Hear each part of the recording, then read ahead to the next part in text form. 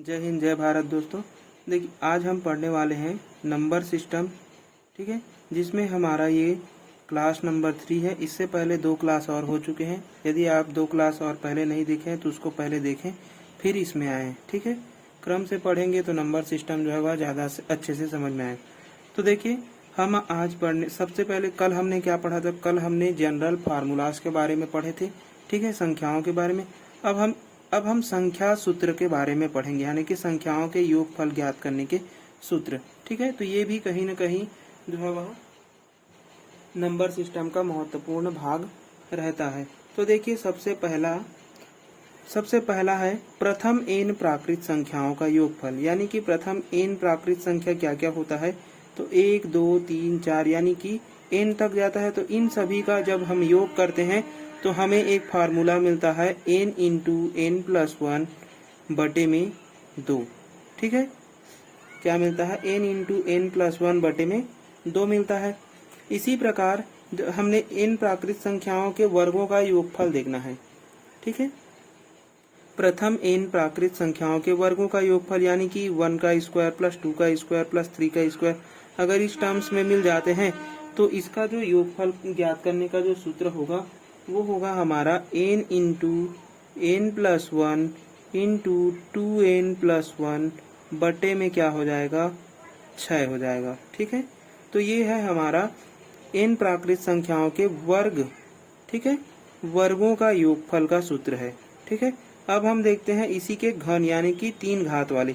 तो प्रथम n प्राकृत संख्याओं के घनों का योगफल का सूत्र देखेंगे तो क्या मिलेगा हमें?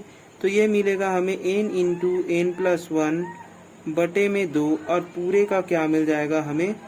होल स्क्वायर मिल जाएगा। पूरे का क्या मिलेगा हमें? होल स्क्वायर मिल जाएगा, ठीक है। इसी क्रम में हम आगे चलते हैं तो हमें मिलता है प्रथम n सम प्राकृत संख्या। अब देखिए प्रथम n सम प्राकृत संख्या क्या होता है? तो 2 प्लस 4 प्लस 6 प्लस इस प्रकार से आगे बढ़ेंगे 2n तक जाएंगे।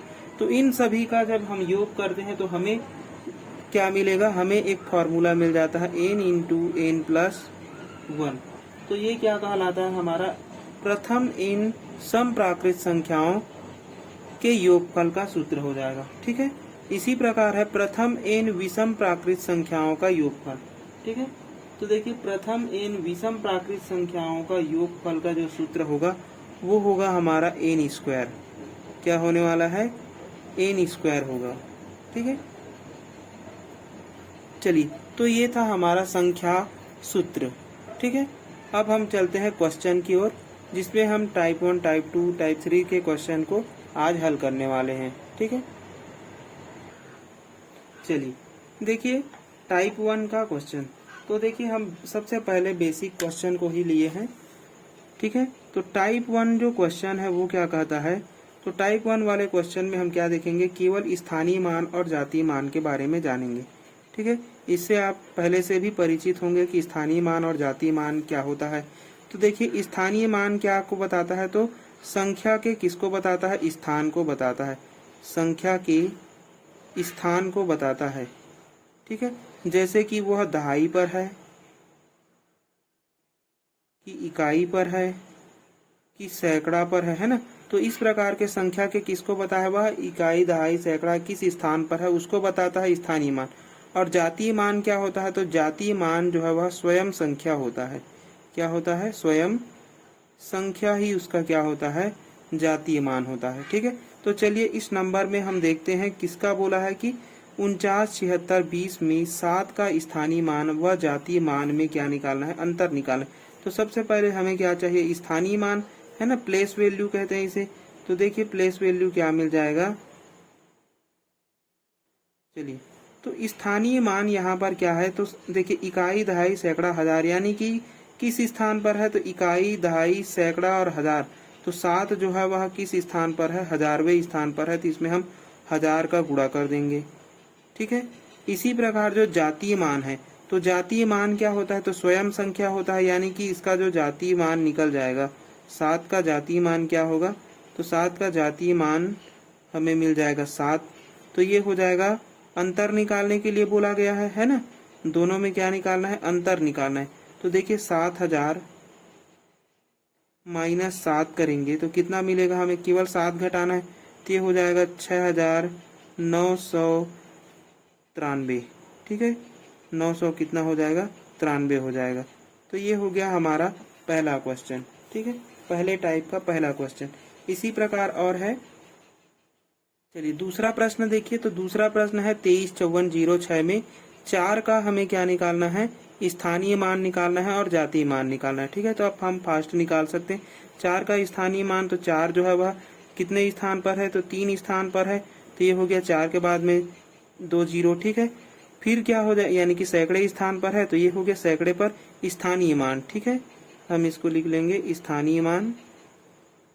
और जातीय मान बोल रहा है, तो जातीय मान कितना है, तो जातीय मान 4 का 4 ही होगा। अब 4 में से घटाएंगे तो कितना मिल जाएगा हमें, ये हो जाएगा हमारा 396। ठीक है, कितना मिल जाएगा, तो 396 मिल जाएगा। ठीक है, चलिए अब देखते हैं हम लोग तीसरा प्रश्न इसी से संबंधित।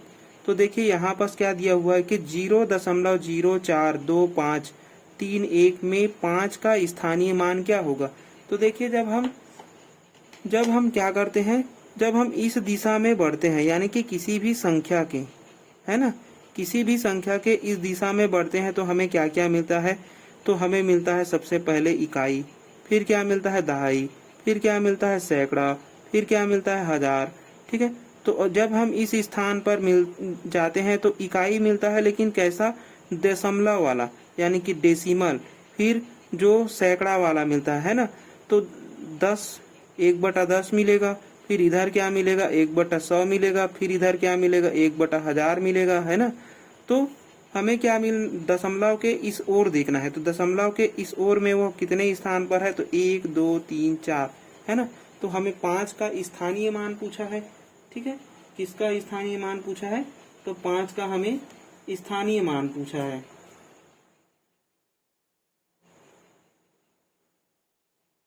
चलिए, तो देखिए यहाँ पर जो 5 का स्थानीय मान बोल रहा है, तो 5 बटे हो जाएगा। ठीक है, स्थानीय मान, और किस स्थान पर है, तो 1 2 3 4, यानी कि दशमलव के चौथे स्थान पर है, यानी कि 1 2 3 4, 4 जीरो ले लेंगे एक के साथ में। ठीक है, तो वो क्या हो जाएगा, हमारा स्थानीय मान हो जाएगा। क्या होगा, हमारा स्थानीय मान।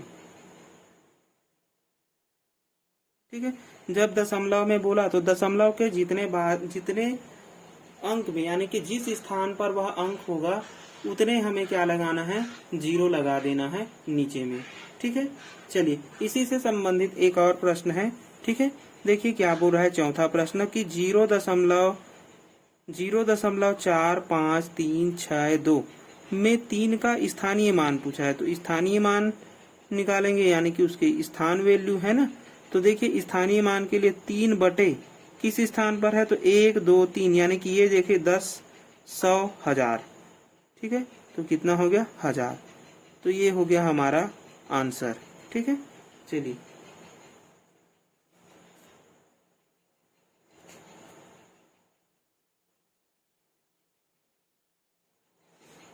अब हम ये हो गया हमारा टाइप 1 क्वेश्चन, जिसमें हमें केवल स्थानीय मान, जातीय मान का अंतर, या फिर योग, है ना, या फिर गुणा, इस प्रकार से प्रश्न बनते हैं। ठीक है, तो इसको हम निकाल सकते हैं, क्योंकि हमें स्थानीय मान और जातीय मान निकालना आता है ना। तो हम उसका अंतर भी कर सकते हैं, गुणा भी कर सकते हैं, भाग भी कर सकते हैं, कुछ भी कर सकते हैं ना। तो इस प्रकार से यहाँ से प्रश्न बनते हैं।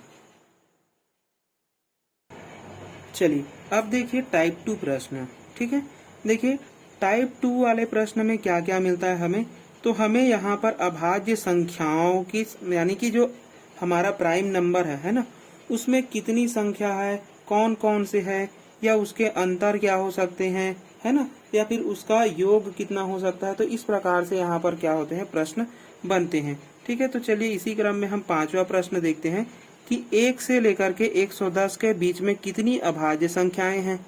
ठीक है, तो हमने सबसे पहले बता दिया है कि 1 से लेकर के जब हम 100 तक के अभाज्य संख्याओं को देखते हैं, किसको देखते हैं, अभाज्य संख्याओं को, प्राइम नंबर को जब हम देखते हैं तो हमें कितने नंबर मिलते हैं, तो 25 नंबर मिलते हैं। ठीक है, यानी कि हमें 1 से लेकर के 100 तक के अभाज्य संख्या लिखने की आवश्यकता नहीं है, है ना। अब देखिए 100 के बाद में और कौन कौन से आते हैं, तो 100 के बाद में आता है 101, ठीक है। और क्या आएगा 103, और क्या आएगा तो 107 आ सकता है ना, यही आएगा 107 आएगा। 107 कटेगा क्या किसी से, तो नहीं कटेगा, है ना। 107 भी क्या होता है, नहीं कटता है।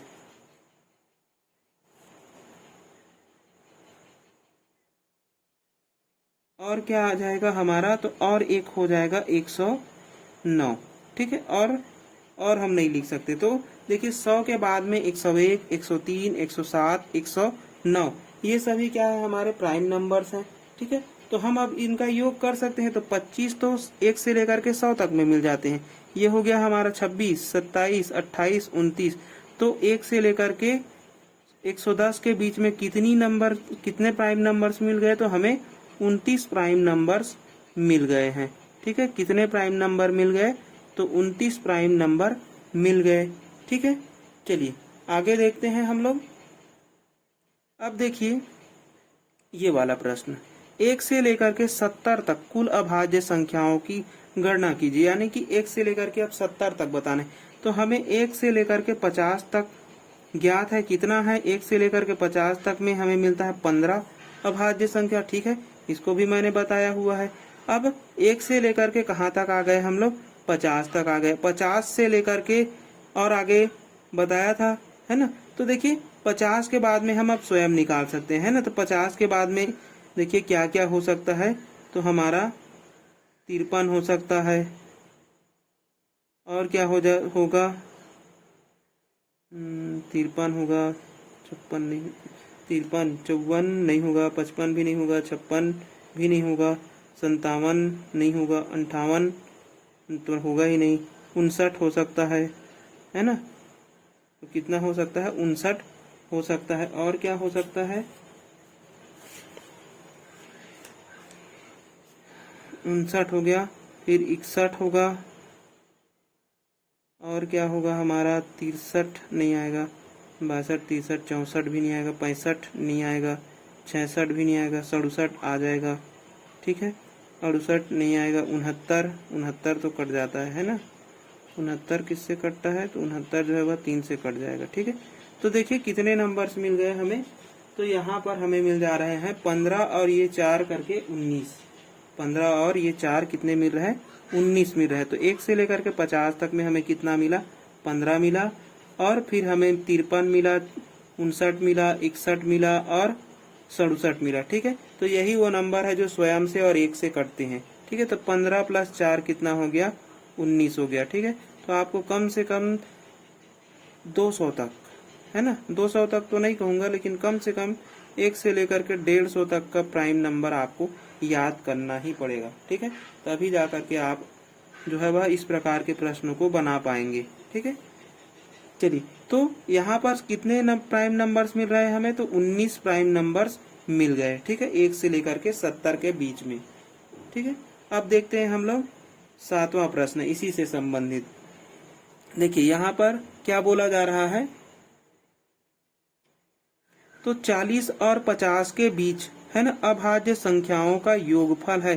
तो 40 और 50 के बीच में अभाज्य संख्या कौन कौन सी है, तो देखिए 40 और 50 के बीच में कौन कौन से आते हैं, तो हमारा 41 आता है, और क्या आता है, 41 हो गया, 42 नहीं होगा, 43 हो जाएगा, 44 तो होगा नहीं, 45 भी नहीं होगा, 46 नहीं होगा, 47 हो जाएगा, ठीक है, 48 नहीं होता है, 49 भी नहीं होता है, ठीक है। चलिए तो देखिए जो एक हमें 40 से लेकर के 50 के बीच में केवल कितने प्राइम नंबर से मिल रहे हैं, तो हमें 3 प्राइम नंबर मिल गए, है ना। तो 4 3 12 120 तो ये हो गया, और 7 3 10 और 1 11, ठीक है। तो कितने हो गए, इन सभी का योग जो है वह 313 हो गया, ठीक है। हमें क्या ज्ञात करने के लिए बोला है, योगफल ज्ञात करने के लिए बोला है अभाज्य संख्याओं का, ठीक है। तो उसका हमने क्या कर दिया, एडिशन कर दिया, ठीक है। इसी प्रकार हमें 8वां प्रश्न क्या बोल रहा है कि 1 से लेकर के 10 तक के अभाज्य संख्याओं के वर्गों का योगफल ज्ञात कीजिए। यानी कि 1 से लेकर के 10 के बीच में कितनी अभाज्य संख्याएं हैं? तो 2 है, 3 है, 5 है, 7 है ना। तो ये अभाज्य संख्या है। अब इसका हमें क्या करने के लिए बोल रहा है? वर्गों का योगफल ज्ञात करना है। ठीक है, तो ये हो गया वर्गों का योगफल। तो देखो वर्गों का योगफल, 2 का वर्ग कितना 4, ठीक है, 3 का वर्ग कितना 9, 5 का वर्ग कितना 25, 7 का वर्ग कितना तो 49। ठीक है, तो ये कितना मिल जाएगा? तो 9 5 14 9 4 13, 13 5 18, 18 और 9 कितना हो गया? तो 20 7 27, 27 के साथ हासिल आ गया 2, 2 4 6, 6 और 2 8। तो कितना मिल गया हमें? 87। ठीक है, तो ये हो गया हमारा टाइप 2 प्रश्न। चलिए अब हम चलते हैं टाइप 3 वाले प्रश्न में। चलिए देखिए टाइप 3 प्रश्न। टाइप 3 प्रश्न क्या बोल रहा है कि निम्नलिखित में कौन सी संख्या किसी प्राकृत संख्या का वर्ग नहीं है? देखिए प्राकृत संख्या के वर्ग होने के क्या हमने नियम पढ़े थे? तो 2 नियम पढ़े थे, एक तो वर्ग होगा और नहीं होगा। तो जिसके लास्ट में 2 3 7 8 आते हैं वो वर्ग नहीं बनता है ना, वर्ग नहीं है। यानी कि ये जब नंबर आएंगे तो वर्ग नहीं है। और कौन कौन से? 0 1 4 5 6 9 ये सब अंक आएंगे तो क्या होता है? वह संख्या का वर्ग है। ठीक है, किसी भी संख्या का वर्ग है। ये किसी भी संख्या का वर्ग नहीं होता है। तो देखिए ऐसे 2 किसी में है क्या? तो 2 इसमें है, तो ये वर्ग नहीं बन सकता। ठीक है, 3 है क्या? 7 है क्या? 8 है क्या? नहीं है। ठीक है, तो इस प्रश्न का जो सही आंसर मिला वो क्या मिला हमें? ऑप्शन नंबर डी मिल गया। ठीक है, चलिए आगे देखिए। सेम इसी प्रकार से दूसरा प्रश्न देखिए। प्रश्न है, इसमें भी बोला जा रहा है कि निम्नलिखित में कौन सी संख्या किसी प्राकृत संख्या का वर्ग नहीं है। जस्ट अभी हम देखे हैं वर्ग नहीं होने के लिए लास्ट में क्या नहीं आना चाहिए? लास्ट में नहीं आना चाहिए 2 3 और 7 और 8, ये नहीं होना चाहिए है ना। लास्ट में ये क्या होने नहीं होने चाहिए। तो 2 देखो किसी में है क्या? तो नहीं है। 3 किसी में है? नहीं है। 7 किसी में है? तो 7 इसमें है। 8 को भी देख लो तो 8 किसी में नहीं है। मतलब कि इस प्रश्न का जो सही आंसर है वो क्या है? ऑप्शन नंबर सी है। ठीक है, तो ये जो है वह 2 सेकंड मतलब कि 10 सेकंड का ही प्रश्न है। 10 सेकंड में आप इसका आंसर लगा के निकल सकते हैं। ठीक है, चलिए अब हम देखते हैं टाइप 3 क्वेश्चन। ठीक है, देखिए सॉरी टाइप 3 प्रश्न हो गया। अब हम देखते हैं टाइप 4। ठीक है, देखिए टाइप 4 वाले प्रश्न में क्या निकालना है? हमें इकाई अंक ज्ञात करना है। क्या ज्ञात करना है? हमें इकाई अंक निकालना है। तो देखिए किसी भी गुणन संख्या का हमें क्या निकालना है? इकाई अंक निकालना है। तो ये तो सामान्य है, इकाई अंक के लिए एक क्लास हो सकता है। ठीक है, जिसमें हम इसके थ्योरी क्लास को कल करेंगे। ठीक है, तो देखिए हम सामान्य प्रश्न बनाकर भी देख सकते हैं, जैसे कि निम्नलिखित गुणनफल का इकाई अंक होगा। यानी कि ऐसे कोई भी नंबर्स दिए रहेंगे, अगर उसका हमें इकाई अंक निकालना है गुणन के रूप में दिया हुआ, तो देखिए हम केवल उसके इकाई अंक पर हम देखेंगे। ठीक है, किसको देखेंगे? केवल उसके इकाई अंक को देखेंगे। तो इकाई अंक को लिख लो आप लोग, 4 8 7 और 3। अब देखिए 7 दिया कितना हो गया? तो 21 हो गया। केवल इसके इकाई अंक को लेंगे, अगले वाले के साथ गुणा करेंगे। तो 1 का गुणा 8 के साथ करेंगे तो 8 आएगा। फिर 8 का गुणा किसके साथ करेंगे? तो 4 आएगा। तो 8 चौक कितना हो गया? 32 हो गया। तो लास्ट में हमें क्या मिला? 32 मिला। और 32 का इकाई अंक क्या है? तो 2 है। 32 का इकाई अंक कितना है? 2 है। तो इस प्रश्न का जो सही आंसर मिला वो क्या मिला हमें? Option B. ठीक है, तो इस प्रकार से हम क्या निकाल सकते हैं? किसी भी दी गई संख्या जो कि गुणन के रूप में है उसका हम क्या निकाल सकते हैं? इकाई अंक निकाल सकते हैं। ठीक है, इसी से रिलेटेड एक और प्रश्न देखते हैं। चलिए देखिए यहाँ पर बोला जा रहा है कि संख्या जो दिया गया है इसका हमें क्या निकालना है? इकाई अंक निकालना है। तो हमें केवल क्या लेना है? उसके इकाई अंक को लेने हैं। 8 को ले लेंगे, 6 को ले लेंगे, किसको लेंगे? 9 को लेंगे, और किसको लेंगे हम लोग यहाँ पास? 2 को ले लेंगे। इन दोनों को जब गुणा करेंगे कितना मिलेगा? 18 मिलेगा। 9 दूनी 18। 8 को लेंगे और इसके साथ गुणा करेंगे 6 के साथ, तो 8 छके कितना हो गया? 48। फिर 8 को लेंगे इसके साथ गुणा करेंगे तो 8 अट्ठे कितना हो गया? 64 हो गया। और 64 में जो लास्ट है कितना है, 4 है, यही हमारा क्या कहलाएगा, इकाई अंक कहलाएगा। ठीक है, तो ये हो गया हमारा ऑप्शन नंबर बी। ठीक है, चलिए हम आज इतना ही करते हैं आज के लिए, क्योंकि हम इकाई अंक में बहुत सारे कॉन्सेप्ट पढ़ने हैं। ठीक है, जो कि आज संभव नहीं है, क्योंकि फिर मैं आधा ही बताऊंगा तो अच्छा नहीं लगेगा, है ना। तो पूरा हम कल पढ़ेंगे। ठीक है, चलिए तो आज के लिए इतना ही है।